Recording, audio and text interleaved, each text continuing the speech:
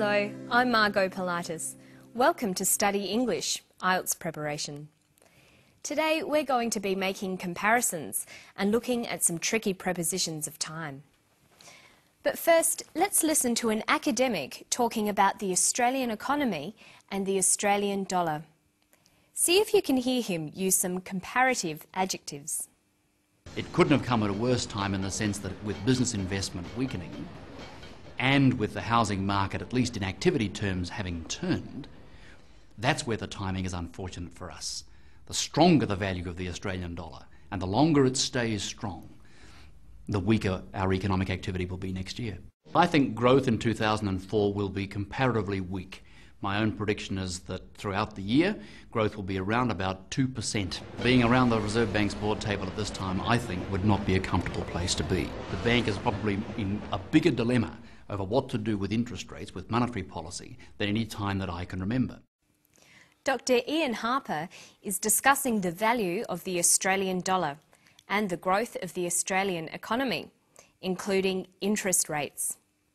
He describes all these factors by comparing information. Listen to him talk about the value of the dollar. The stronger the value of the Australian dollar and the longer it stays strong, the weaker our economic activity will be next year. The stronger the value of the dollar and the longer it stays strong, the weaker our economic activity. The adjectives used in the clip are strong, weak, and long. The Australian dollar is strong. It is stronger than it used to be. It has been strong for a long time. It is making economic activity weak. The longer it stays strong, the weaker the economic activity. Let's look at comparative adjectives a bit more closely. With single-syllable words, we add er. Strong, stronger. Long, longer. Weak, weaker. Big, bigger. But not all adjectives follow this simple pattern. Some are irregular. It couldn't have come at a worse time. It couldn't have come at a worse time. Worse. Worse comes from the adjective bad. Bad, worse. Irregular adjectives are often best learnt with the superlative or most form. Bad, worse, worst. And good, better, best. When comparing, there are two ways to do it. To say two things are the same, we use as. Growth is as slow as it was last year. When saying one thing is more than the other, we use the comparative form. We usually use the word than when comparing. Growth is slower than last year. The superlative form, the most or est form, is used with the word the. Growth is the slowest it's ever been. Notice that we usually use more and most with adjectives that have more than two syllables. So we have slow, slower, slowest, but beautiful, more beautiful, most beautiful. Okay, now we're going to look at some prepositions of time. Listen for one in this clip. I think growth in 2004 will be comparatively weak. He says in 2004. In is a preposition of time. The prepositions of time are at, on, and in. Let's look at how they're all used. At is used for times. For example, the lecture is at 7 o'clock. On is used for days and dates. The lecture is on Thursday. The lecture is on the 27th of October. In is for periods of time and for months, years and seasons. The lecture is in the morning, in June, in 2004, in winter.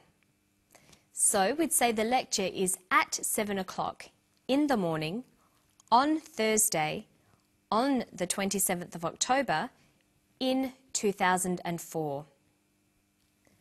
Notice that we say in the morning, in the afternoon, in the evening, but we say at night.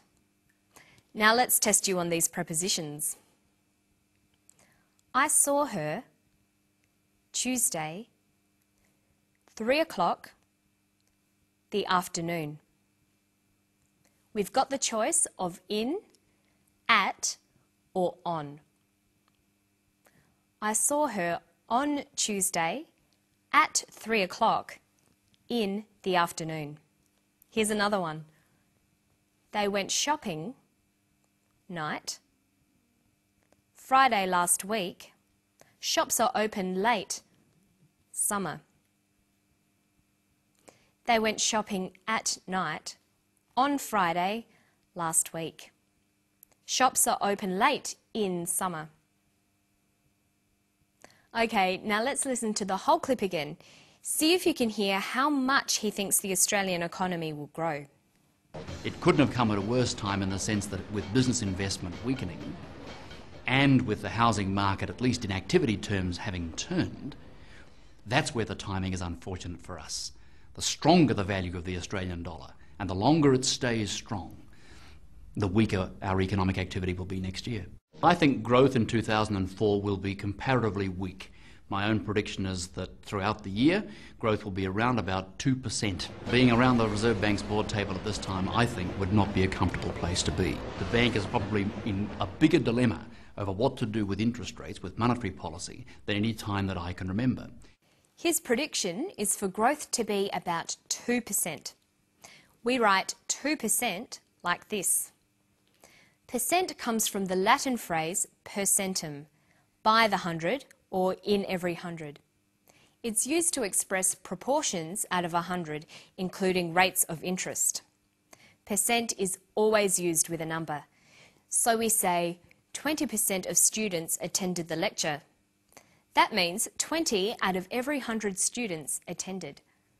Or she got 90% in the test means she got 90 out of every 100 questions right. Or growth will be around 2%. We also have the word percentage. Percentage is a noun. It means the portion or amount of something. So we say, what was the percentage of students who attended the lecture? 20% of students attended the lecture. She got 90% in her test. That is a high percentage. Okay, now let's test you using percent or percentage. The of high school students that go to university is about 20. The percentage of high school students that go to university is about 20%. The bank has raised the interest rate by 2%. The bank has raised the interest rate by 2%. The of married women in the workforce rose from 50 to 60. The percentage of married women in the workforce rose from 50 to 60%. If his answers are all correct, he'll get 100 on the test. If his answers are all correct, he'll get 100% on the test. So you should note that the signal for using percent is that there's always a number first. And of course, you can always use the percent sign instead of writing out the words. And that's all we've got time for today. I'll see you next time on Study English. Bye-bye.